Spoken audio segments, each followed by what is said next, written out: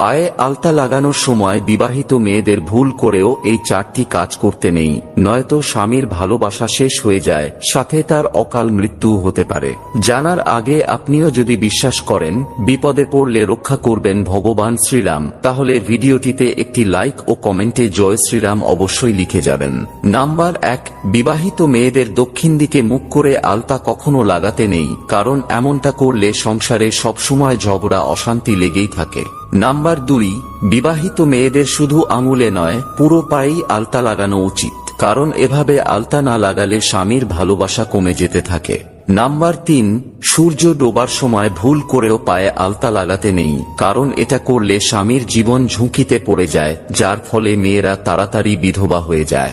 Number 4, কোনো বিবাহিত মেয়ে যদি পায়ে আলতা দেওয়ার আগে তার বয়স্ক পিতা মাতাকে আলতা পরিয়ে না দেয়, তাহলে জীবনে তার খারাপ সময় চলে আসে।